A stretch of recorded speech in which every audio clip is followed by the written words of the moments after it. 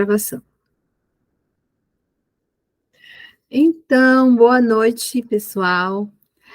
Nós vamos começar essa aula falando sobre a avaliação indireta do comportamento e logo depois a gente vai falar do perfil psicoeducativo, que é o PEP3, que é um outro instrumento que a gente utiliza também para avaliar as nossas crianças e adolescentes com autismo, tá bom? Nas aulas anteriores, nós falamos acerca das escalas de rastreio no autismo.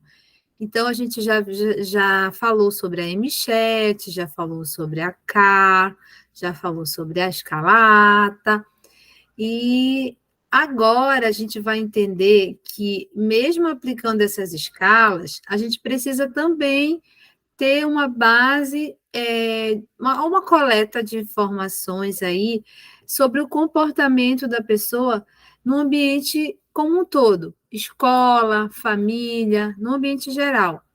Então, essas perguntas, elas, na verdade, foram elaboradas em cima de pesquisas dentro da análise do comportamento. A análise do comportamento é a ciência que vai, que atualmente, né, através das pesquisas, é o que se mostra mais direcionada ao tratamento, né, o acompanhamento das pessoas com TEA. Então, o comportamento, ele é um objeto aí de estudo da análise do comportamento. Então, eu observo o comportamento, eu observo a função do comportamento para eu poder modificar esse comportamento. Então, essas perguntas foram elaboradas em cima da análise do comportamento, tá bom? Então, eu vou mostrar para vocês aqui como que a gente vai lidar com todas essas informações. Nós recebemos uma criança ou adolescente com autismo, e nesse primeiro momento a gente vai chamar a família para uma anamnese, que é uma entrevista.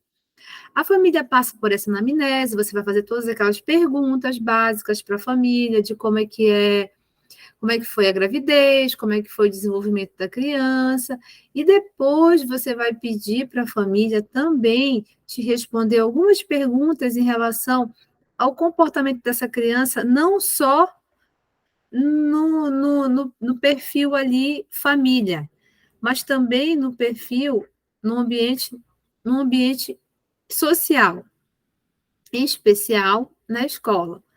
Então, a gente vai ter algumas perguntinhas que são bem características da escola, como, por exemplo, como é que ela permanece na escola? Como é que é o comportamento da criança na escola? Ela fica sentada?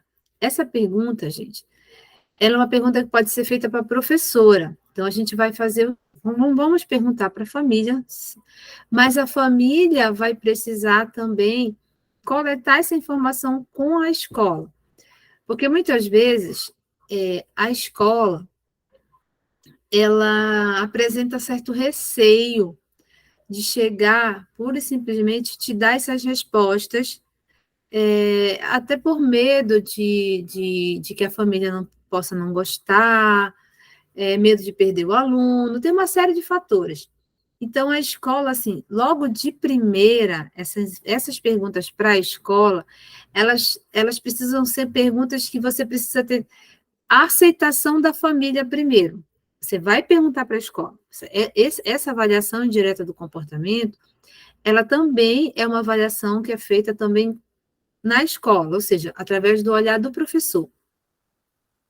Mas, como a gente sabe que a escola ela precisa do aval da família, a gente primeiro faz com a família. Então, por isso que eu estou dizendo para vocês, essas perguntas vocês vão fazer para a família, e no momento ali no consultório, mas vocês também irão fazer as mesmas perguntas para a escola. Vocês vão marcar uma reunião com a escola, que pode ser online, ou pode ser uma reunião presencial. Eu vou ser sincera, atualmente eu só estou fazendo as minhas reuniões online, por causa da dificuldade de ir até as escolas. E então é muito mais fácil, né? Pelo Meet, a gente fazer as reuniões, a gente conversa com a escola e faz essa observação aí à distância. Mas, se você está avaliando e você de preferência, quer esse paciente para o teu espaço, como sendo um paciente que vai ficar com você por um período longo, você deve estreitar e muito os laços com a escola. E aí, nesse momento, é importante que você agende uma visita com a escola e que você faça o quê? Amizade com a equipe da escola. Porque a escola também vai ser tua parceira. E aí já entra para você aí a dica de fazer uma parceria com a escola, de se oferecer para orientar os professores, para ministrar palestras gratuitamente, de oferecer o teu serviço, deixa material para a escola te indicar para fazer aí o acompanhamento contigo. Então, a escola é bem parceira. No início dos meus atendimentos, logo quando eu comecei a atuar, eu era muito parceira das escolas. Eu vivia nas escolas. Eu ministrava formação gratuita nas escolas, tinha muito projeto com as escolas, porque a escola é o público ali que você vai precisar, é o teu público, na verdade, para o consultório. Então, é uma dica aí que eu deixo para vocês. Mas, se você já tem experiência, já tem ali um movimento, e você não tem tempo, você começa a organizar essas visitas, aí, essas conversas com a escola online, tá bom? Essa pergunta, se a criança consegue permanecer sentada, ela é uma pergunta que vai te dar a resposta lá da escala. Lá na escala K, lá na escala M7, na escala ATA, provavelmente essa pessoa ela já foi ali, já foi pontuado esse item aí de que ela é uma pessoa que ela não senta, ela se mexe com muita frequência. Então você vai anotar e registrar quais são os comportamentos que ocorrem por ela não ficar, caso ela não fique sentada. Então, sentar é um pré-requisito para aprender. Então, se eu não sento, eu não tenho atenção seletiva e sustentada. Se eu não paro, eu não tenho atenção seletiva. Eu posso prestar atenção em pé, posso, mas eu vou ficar mais confortável se eu me sentar. E qual é o foco da escola? É justamente a atenção. A escola exige da criança a atenção, as habilidades atencionais ali preparadas para receber o quê? O processo de aprendizagem. A memória tem que estar ali preparada para ser armazenada. Então, está tudo ali conectado. Então, se ela não senta, se ela não para, se ela não olha, se ela não direciona o olhar, isso é um comportamento que vai prejudicar na aprendizagem dela. Aí você vai perguntar: a criança olha nos olhos?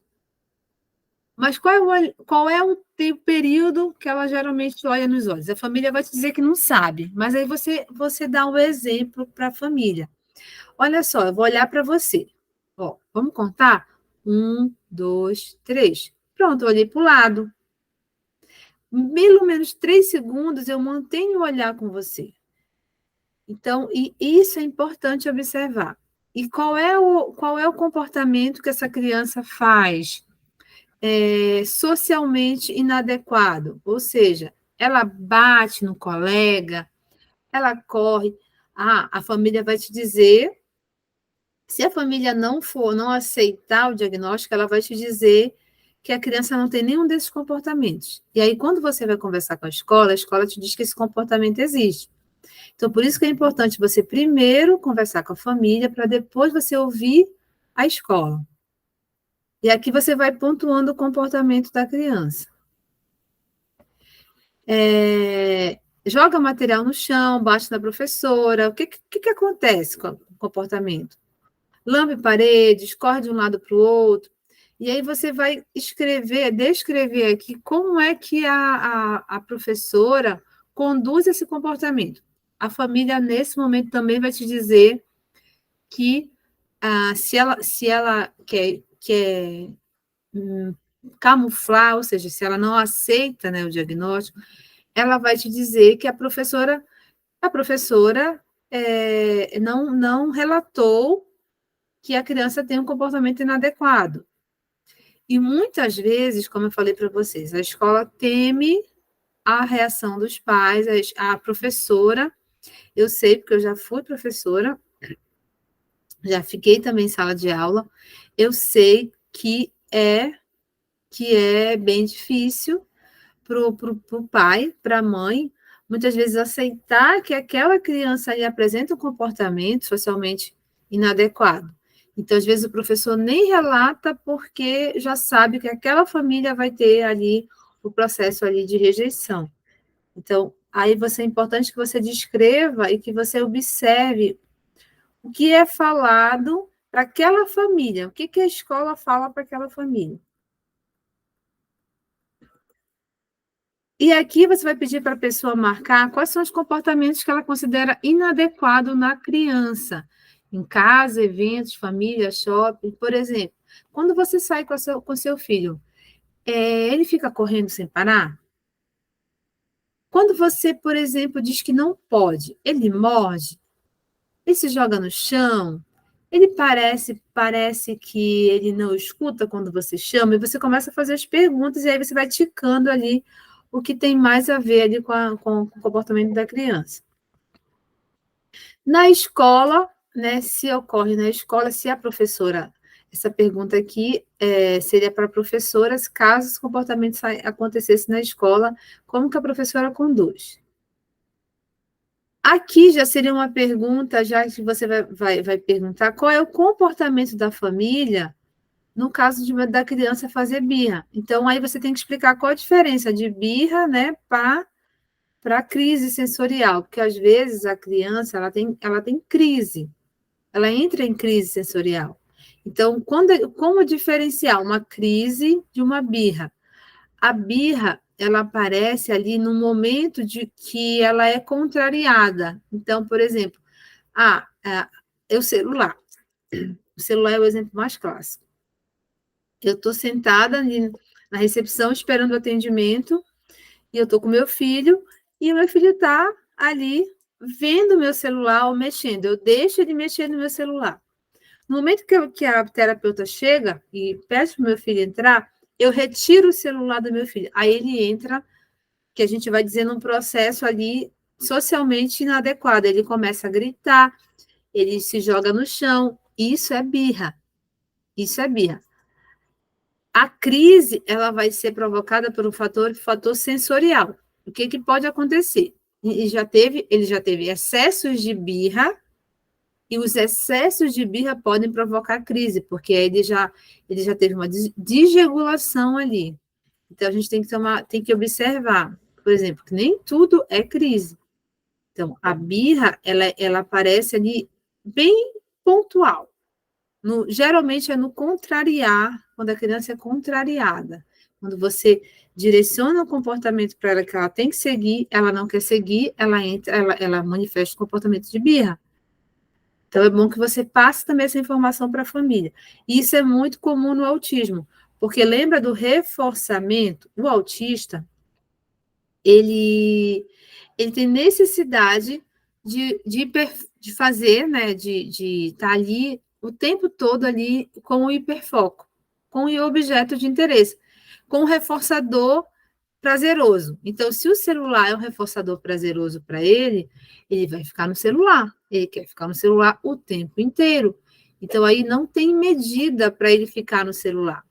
Quando eu digo acabou, eu interrompo um ciclo que o próprio cérebro dele já criou, né? Então, ele vai ficar ali, e aí a gente entra num processo aí que a neurociência explica, que nesse momento a criança ela passa a ter uma elevação da dopamina. Então, o que vai acontecer? Com a elevação da dopamina, a necessidade de permanecer ali naquele momento ali prazeroso vai ser cada vez maior. Então, a elevação da dopamina aumenta a probabilidade daquela pessoa permanecer ali. Então, quanto mais prazeroso tiver o celular para ela, maior vai ser o tempo que ela vai ficar com o celular. Então, quando eu interrompo o quê? Eu tiro ali um motivador. Então, eu preciso oferecer para ela outro motivador. E aí entra a análise do comportamento. A gente vai observar qual foi a função do comportamento dela. A função do comportamento dela foi birra, o comportamento foi de birra, porque foi retirado o celular. A gente chama de comportamento por acesso ao item. O item era o celular, ela queria o celular. E ela foi o quê? Retirada, então, nesse momento, houve o quê? Um comportamento socialmente inadequado.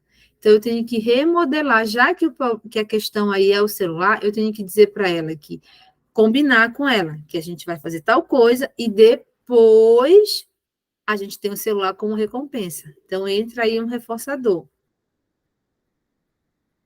Então, essas perguntas aqui você vai fazendo para a família, aí tem várias perguntas aqui, vocês vão receber esse material. Você vai perguntar o que a criança gosta, quais são os alimentos que vocês podem usar como reforçador. Essa pergunta aqui, ela vai ser uma pergunta que vocês vão utilizar para a intervenção. Então, por exemplo, o que a criança gosta, né? A criança gosta de batatinha, a criança gosta de chocolate, tá. Mas esses reforçadores aqui, a família geralmente vai trazer. Então, o reforçador, a gente só vai utilizar alimento, no caso, reforçador alimento, em último caso. Os especialistas recomendam que o reforçador alimento seja utilizado em último caso. Então, a gente sempre deixa que a família fica responsável por esse reforçador alimentar. Então, por exemplo, um lanche. Se a família tem um controle alimentar, a gente já orienta que a família tenha ali aquela direção ali e que traga ou entregue para você aquele alimento e você vai administrar se houver necessidade ali como reforçador. Mas é em último caso. Os brinquedos. Quais são os brinquedos da criança que você também pode usar como reforçador?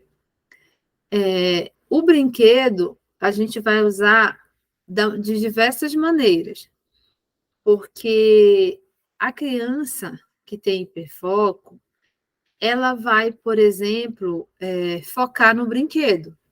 Então, a gente vai usar o reforçador ali para conseguir aumentar o tempo de permanência engajado numa tarefa, mas como a gente está falando de análise do comportamento, a gente está falando de intervenção na análise do comportamento, a gente vai ter que ir retirando gradativamente o reforçador brinquedo. Então, a ideia é a gente não precisar do reforçador brinquedo. O reforçador vai estar ali, mas a gente vai a cada nova intervenção, novo planejamento, a gente vai retirando gradativamente o reforçador. Então, o reforçador, ele não vai ficar para sempre ali.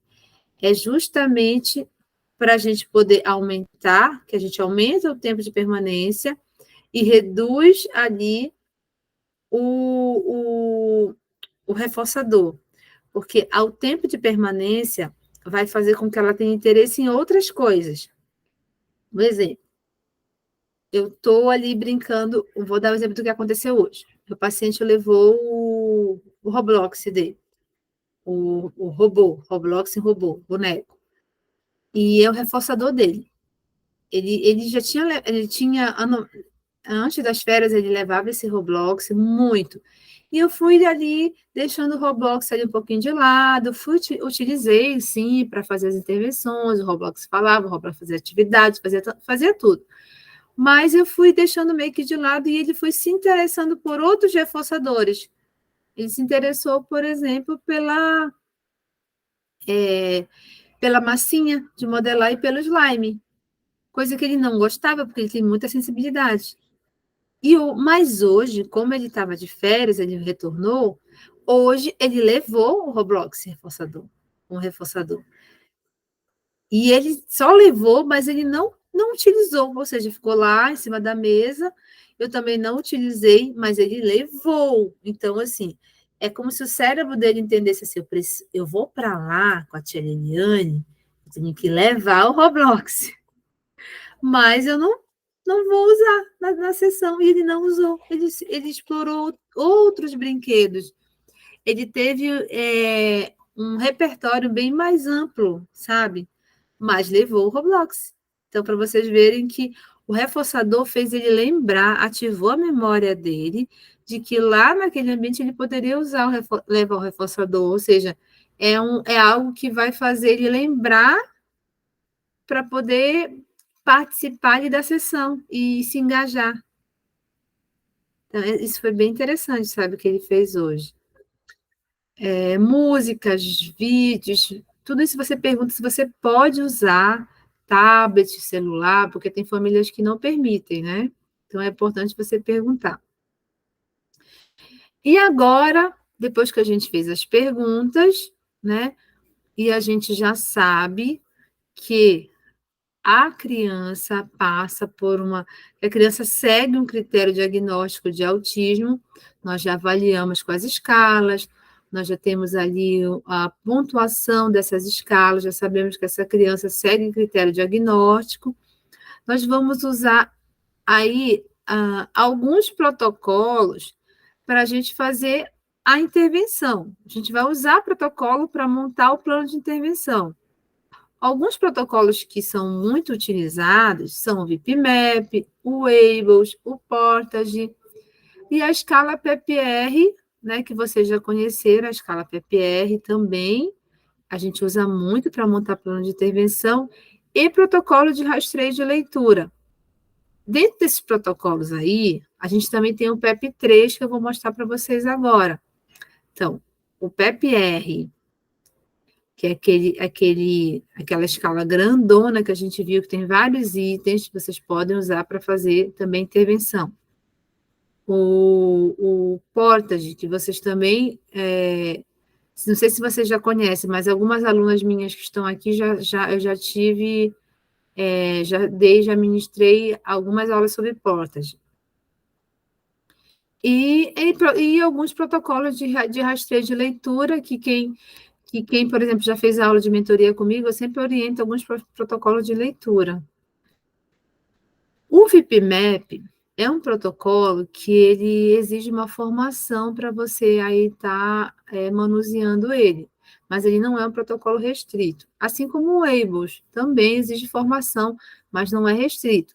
Exige formação para que você consiga entender ali como aplicar, porque ambos são muito grandes, eles são protocolos enormes, que eles te dão ali muita informação riquíssima, e você vai usar eles assim constantemente quando você for fazer ali o teu relatório, né, a tua avaliação de desempenho do paciente, a tua devolutiva, né, do paciente ali, semestral. Então, eles são muito importantes. Então, como é que você vai fazer? Você vai fazer o quê?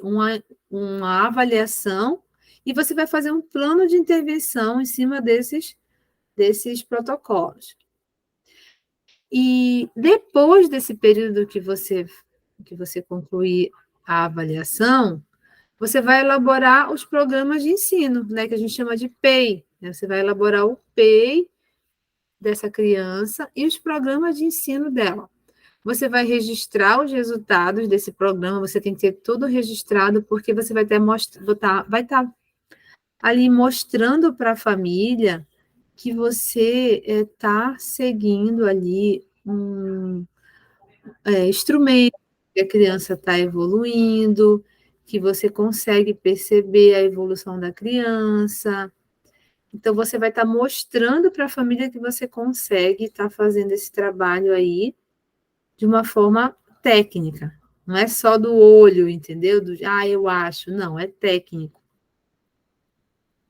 E, né, você vai ter que fazer a devolutiva, que é entregar para os pais. Então, esses passos aqui, eles são depois da avaliação. Então, elaborar o PEI, registrar os resultados do programa de ensino, né? Coletar os dados de acordo com o tempo de planejamento e conferir se esses objetivos foram alcançados e entregar a devolutiva para os pais. Isso tudo aqui no período de 6 meses. Ah, Liliane, eu sou obrigada a entregar a devolutiva com 6 meses? Não, você não é obrigada, mas você tem que dar uma satisfação para a família do seu trabalho. Então, esse passo a passo é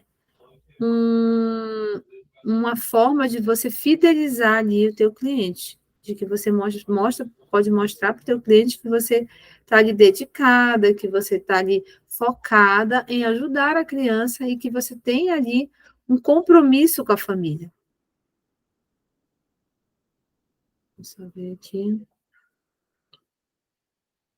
Esse aqui é um modelo de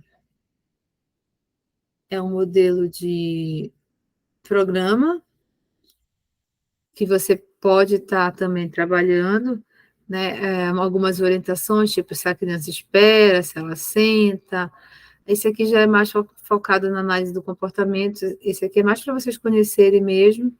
Vocês podem estar montando os programas, né? Em cima das necessidades da criança. Então, por exemplo, se a criança que tem muita hiperatividade, então, uma criança que você vai precisar ali que ela sente. Então, você vai separar ali, montar o programa do sentar, o programa do seguir o comando, o programa do apontar. Então, é bem específico para você montar o programa de ensino. E aqui é uma ficha de modelo de registro para você registrar o comportamento da criança. Aqui, por exemplo, qual foi o nome da criança, a hora que aconteceu o comportamento, ou seja, ela bateu, se jogou no chão. Ela se jogou no chão 10h15, o recreio é 10h30. Então, você já tem aí uma informação aí de que ela queria, na verdade, sair para o recreio. O comportamento dela foi inadequado, porque talvez ela estivesse com fome, ou então ela quisesse ter um acesso mais rápido ao lanche. Então, é só uma ideia de como vocês podem estar ali fazendo. Esse material eu vou mandar para vocês. Eu vou compartilhar agora com vocês o PEP 3, mas antes eu queria saber se vocês têm alguma pergunta, algum questionamento em relação ao que foi falado aqui. Vocês podem falar. Oi, Liliane, não, tá tudo dando para acompanhar todo o conteúdo. Tá bom. Professora Liliane, esses instrumentos eles só podem ser aplicados assim, no ambiente, assim, no caso, na clínica, no ambiente assim, da clínica? Não, podem ser aplicados também na escola. Na escola, né? Pode. Inclusive, eu tenho uma aluna que é de mentoria, ela faz mentoria, mas ela não é psicopedagoga clínica, ela é professora de sala e ela gosta de fazer o trabalho, né, como psicopedagoga dentro da própria sala de aula. E aí, ontem eu passei umas orientações para ela. Porque esse ano agora anterior eu era assistente, né? Era assistente de alfabetização, então tinha muitos alunos, né, com TDAH. Só que a professora, ela não sabia ela não sabia como resolver a situação, porque ele quer dizer que não havia desenvolvimento, principalmente crianças com TDAH, com autismo, em relação à leitura, assim, então era uma dificuldade imensa para elas.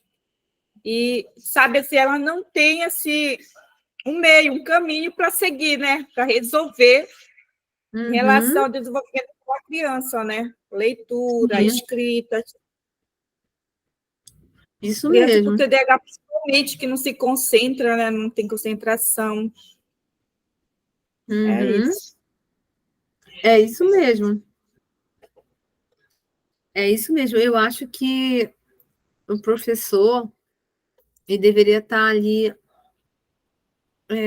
Na verdade, o professor deveria estar sempre sendo acompanhado ou tá tendo esse trabalho em sala de aula também psicopedagógico, né? Porque é muito necessário Isso, para é ajudar o verdade. aluno. Isso Então, esse mesmo. conhecimento é importante para o professor. Uhum.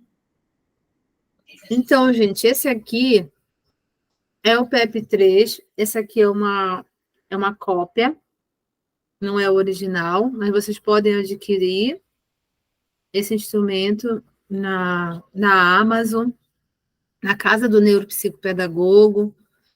Então, vocês podem adquirir, ele é um livrinho, né? Uma escala ali de rastreio que você vai pontuando, vai observando ali se aquela criança segue, criança ou adolescente segue ali o critério, né? O que é esperado para a faixa etária. Então, aqui você tem o perfil, tem o perfil psicoeducativo, essa já é a terceira edição. Aí você vai colocar os dados da criança, né? O nome dos pais, você vai preencher direitinho. E você tem aqui os subtestes, que você vai ter a cognição, verbal, pré-verbal, linguagem expressiva, linguagem receptiva, motricidade fina, a motricidade grossa, imitação, expressão e efetividade, reciprocidade social, as características motoras, características verbais, problemas comportamentais, cuidado pessoal e comportamento adaptativo. Então, você vai ter essas áreas aí para observar. E aqui, ele vai te dar, nas áreas, ele vai te dar ali um, um perfil para você ter como direção. E tem uma cotação. Por exemplo, aqui, olha. Desenrosca a tampa do recipiente. Aí você tem aqui, ó, CVP. Lá, se você olhar lá em cima, ó, cognição verbal e pré-verbal. Então, você vai pontuar aqui. Desenrosca a tampa do recipiente.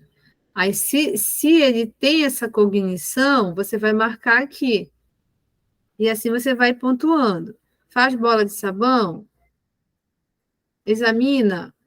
Tudo aqui você vai olhando se a criança consegue fazer, e você vai aplicando ali a tarefa. Se ela segue a bola de sabão com os olhos, se ela atravessa a linha. É, como se for, é igual a PPR. Você vai fazendo a observação e vai preenchendo, marcando o que você observa.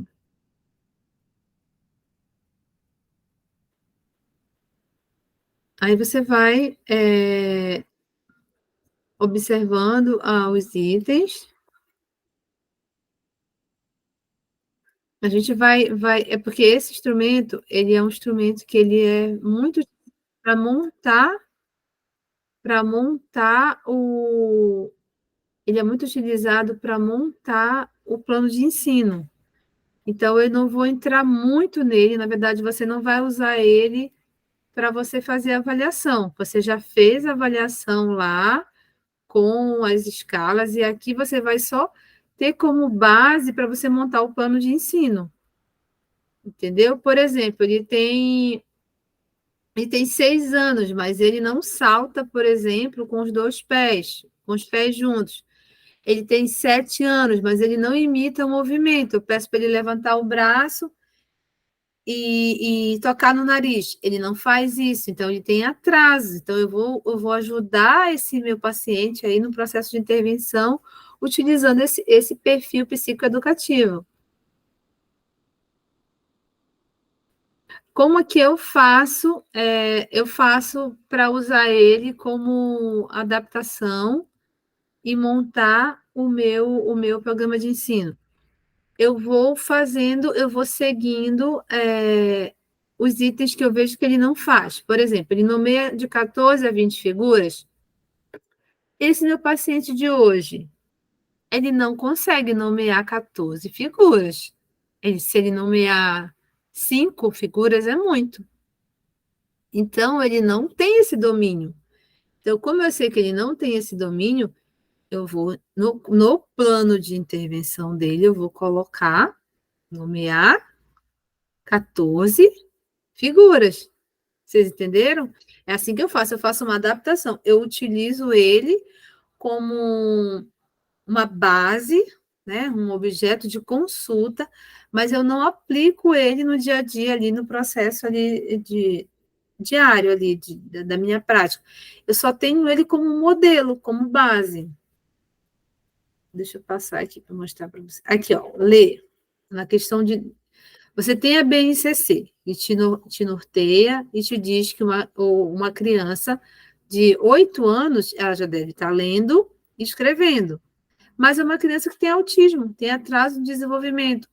Então, ela não consegue ler 3 palavras.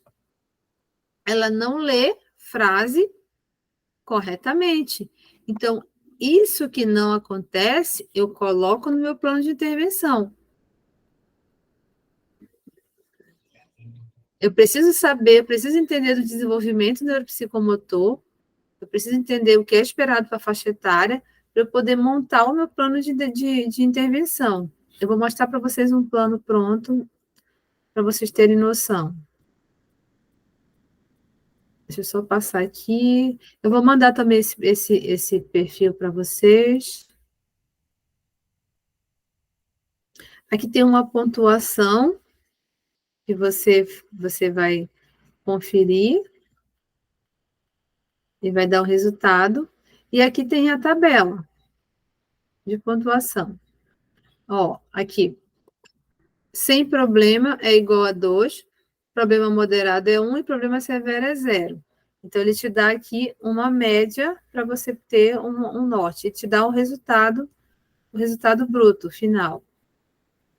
Aqui você tem o que é esperado pela idade, né, em meses, né, idade em meses.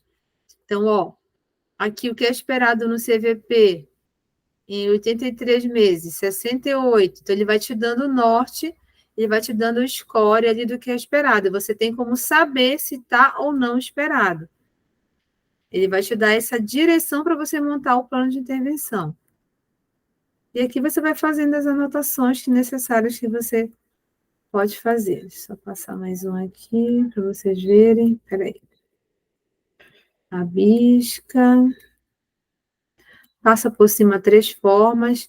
Aqui é se ele consegue fazer, cobrir, né? O famoso cobrir, se ele consegue cobrir. Aqui se ele consegue copiar. Aí você tem esses cadernos aqui para você estar aplicando com a criança. Consegue copiar o círculo, se consegue copiar o quadrado, se copia o triângulo, se copia o losango, se pinta dentro da linha, ou seja, se tem a coordenação motora fina adequada para a idade. Então, ele vai te dar esse norte. Se copia corretamente as letras, aqui é cópia mesmo, se a criança consegue realizar a cópia. A cópia é outra dificuldade aí da pessoa também com autismo, quando ela não tem o acompanhamento adequado. Então, ela tem dificuldade de copiar, porque ela também tem dificuldade de pega, de coordenação motora fina, tem dificuldade atencional, tem dificuldades aí que a gente chama de coerência central, de selecionar partes de um todo. Então, por exemplo, se eu falar assim, copia a letra S, e ela está no foco dela, que é a letra B, ela não vai olhar para a letra S. Ela não vai olhar, ela não vai perceber que eu quero que ela pinte a letra S, porque a letra S está num volta aqui de uma série de outras letras. Então, eu tenho que ter uma coerência central e direcionar aí para o que eu está sendo solicitado. Então, essa dificuldade é muito comum no autismo também. A dificuldade também deles é na questão da figura humana, acho que foi anteontem, foi quinta-feira. O paciente, ele é não verbal, E aí a gente começou a trabalhar esse desenho da figura humana com ele durante muitos meses, e só agora ele conseguiu fazer os olhinhos. Eu fiz uma bola grandona assim, entreguei já para ele, já está fazendo a pega, ele usa já aquela canetinha mais grossinha, e ele pegou e eu falei, vamos fazer os olhos? Vamos colocar o olho aqui? Aí ele foi e colocou, e fez direitinho, colocou os dois olhinhos ali no círculo, né, que eu tinha direcionado para ele, que antes ele não conseguia. Então, foram meses fazendo o trabalho da figura humana. Então, se ele não consegue, eu vou direcionar no meu plano ali de intervenção. Eu vou começar o meu plano de intervenção por baixo, bem baixo. Eu vou só mostrar para vocês um plano, já pronto para vocês terem noção. E aqui tem um percentil, olha, que vocês vão perceber. Se está adequado, ele tem o quê? Um percentil aí menor que 89. É maior, desculpa, né? Maior que 89. E aí ele vai ligeiramente 75, 89, 25, 74, moderado e 25, severo. Deixa eu ver se eu consigo abrir aqui para vocês verem um plano. Só um pouquinho. É porque eu não posso compartilhar os planos da clínica. Eu queria muito mostrar para vocês um plano da clínica que a gente usa na análise do comportamento, mas eu não posso, então eu vou ver se eu consigo mostrar para vocês um plano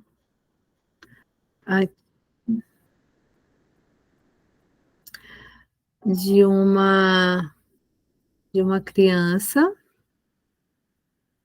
para vocês perceberem mais ou menos como funciona. É só passar para cá.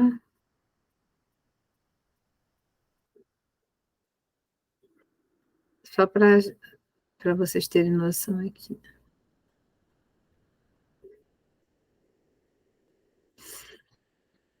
Se eu não achar aqui, eu mando para vocês no grupo, tá bom?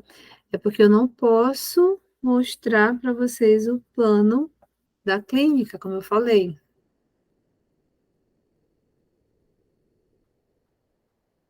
Deixa eu ver se eu abro aqui. Eu vou mostrar um plano que eu tenho aqui, que é no aba.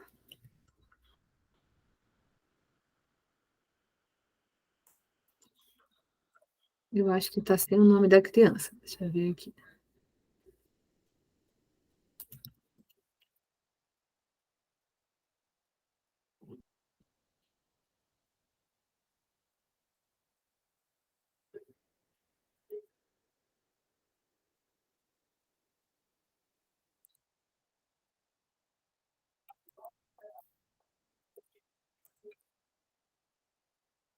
Se vocês tiverem alguma pergunta, podem fazer. Enquanto eu estou procurando aqui.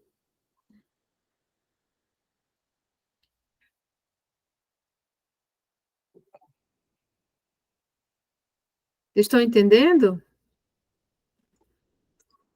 Sim, Liliane, tá dando para entender. Esse PEP3 aí, até que idade pode ser usado ele, Liliane? Ou não tem? De acordo com a dificuldade de atraso da criança. É porque, na verdade, eles são preparados, né, para crianças ali de até 7 anos, de 3, por Uhum, exemplo, a 7 anos. Mas quando a gente fala de autismo, a gente sabe que o cognitivo deles fica bem difícil da gente perceber qual é, de fato, ali a idade cognitiva. Aí a gente uhum, começa a perceber, por exemplo, que uma criança de 8 anos tem cognitivo de 4, por exemplo. certo. Entendeu? Uhum, Então, sim. é essa questão. Aí por isso que não tem uma idade ali, eu uso até com adolescente, com Dependendo adolescente do já de nível de comprometimento, 17, né? 18, 16 anos. Uhum. Exatamente, nível de comprometimento. Achei bem interessante esse, porque ele serve para intervenção, né? Sim, exatamente. Eu vou mostrar para vocês. Eu não, gente, realmente o plano que eu tenho aqui, todos estão com o nome da criança e está o nome da clínica, e eu posso ter problema. Eu não posso compartilhar. Eu vou compartilhar com vocês aqui um plano de ensino, na verdade, é um plano de atendimento, com objetivo para vocês saberem. É desse aluno aqui, que foi diagnosticado com autismo. Esse também tem um nome, eu vou tentar não mostrar o nome da criança aqui. Na verdade, é um relatório do planejamento dessa criança. Tá compartilhando aí com vocês. Espera aí que está carregando. Aí. Ele foi diagnosticado com 3 anos, apresenta a seguinte característica: atraso na fala, dificuldade de interação social, comportamento restritivo e repetitivo, não responde aos comandos e não estabelece interação com as demais crianças. Apresenta comportamento de fuga e excessos. O que é comportamento de fuga? Foge da demanda que está sendo solicitada. E excessos? Ele tem o quê? Ele quer pegar tudo ao mesmo tempo. Ele não quer só um objeto, ele não quer só estar num foco, ele vai com vários focos. Então, a gente chama de comportamento por excesso. Ele também, ele foi montado o plano dele, o objetivo do plano dele é ajudar a adquirir autonomia e independência nas atividades diárias dentro e fora, e desenvolver raciocínio da linguagem, coordenação motora e ampliar a cognição. Então, lembra que a gente fez aquela anamnese? Então, a gente já fez a anamnese, então agora a gente já sabe quais são as habilidades que ele já tem. Quem é a criança? Por isso que vocês precisam aplicar a anamnese e também fazer as perguntas lá da avaliação indireta do comportamento. Então, senta, é uma criança que já existe, já senta, faz contato visual, em resposta ao seu nome, identifica os sons, identifica familiares, aponta objetos espontaneamente e identifica cores. Então, isso é o que já tem. E quais são as habilidades que foram desenvolvidas com auxílio? Então, que necessita de suporte de alguém. Contato visual, imitar, fazer saudação. Necessita de alguém para estar lhe dando suporte. Completar atividades simples, arrumar, guardar o material, uma mochila, separar objetos e movimento ou separar pequenos objetos para trabalhar o movimento do dedo. Então, necessita de auxílio. Como ele necessita de auxílio nesse tipo de habilidade, a gente vai ajudar ele, né, a ter essa autonomia. Ai, gente, tá aparecendo o nome, meu Deus do céu. Quais são as preferências desse aluno? Jogos eletrônicos, pinturas, quebra-cabeça, jogos de Lego, música, habilidades que não fazem parte do repertório da criança. Não, olha só, aqui é que entra aquela informação lá, ai meu Deus, aquela informação que a gente consultou lá no perfil, do PEP-R, PEP-3, desculpa. Não reconhece letras, não lê, não sabe contar, até porque também ele tem, a idade dele, se eu não me engano, é 5 anos. 5 anos. Então, ele ainda está em processo de alfabetização. Mas tem muita coisa que ele não faz, olha. Então, isso aqui foi observado lá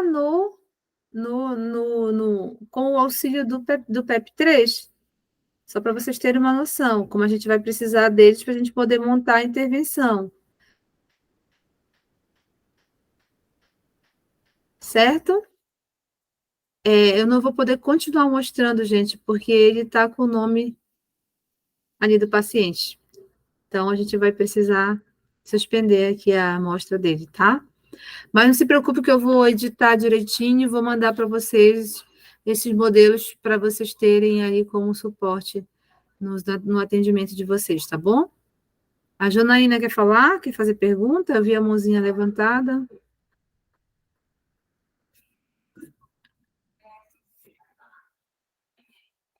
Pode falar, Janaína.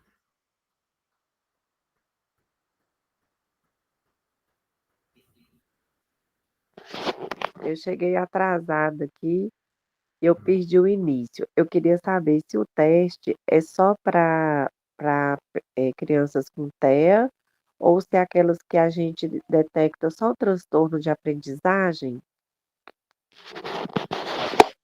Não, aquelas escalas, e esse aqui, o perfil psicoeducativo, ele pode ser aplicado para outras dificuldades, não só no TEA, mas, por exemplo, a escala K, a ATA, o PEP, até mesmo o PEP-R também pode ser aplicado em outras patologias. Só que o direcionamento deles ele é muito direcionado para esses comportamentos aí dentro que a gente chama de transtornos do neurodesenvolvimento, e um deles é o autismo, né? Transtorno do neurodesenvolvimento pode ser uma dislexia, pode ser um TDAH, pode ser uma descalculia. Então, são transtornos ali que afetam, ou seja, que se manifestam ali no neurodesenvolvimento, no processo de desenvolvimento daquele indivíduo. Mas o mais, que a gente chama, se considera que o mais impactante ali, que prejudica mais o desenvolvimento e também o processo de aprendizagem, é o TEA. Então, ele é muito utilizado para o autismo. Certo? Ok, é porque eu tenho um paciente, TEA, de 3 anos, e ele tem um irmão de 10 anos. E esse irmão, ele apresenta assim, muita dificuldade de aprendizagem, sabe? A memória dele é muito curta. É um caso assim, eu faço terapia na casa, né? A domicílio. Então, assim, vamos supor, eu estou na cozinha e falo assim, Miguel, pega para mim uma bola lá no quarto, e aí ele vai lá, volta e fala assim, o que mesmo que você pediu para mim pegar, eu esqueci. E ele tem muita dificuldade na escola. Ele tem aula de reforço e ele é uma criança assim dedicada, né, ao estudo, porém ele Sim. não consegue tirar nota boa. A mãe, ele estuda na escola particular, faz aula de reforço, a mãe já repetiu de ano, achando que era, né, pós-pandemia, mas agora ela está se atentando para alguma outra coisa, né. Aí, como eu faço terapia lá na casa, eu também tenho observado muito isso.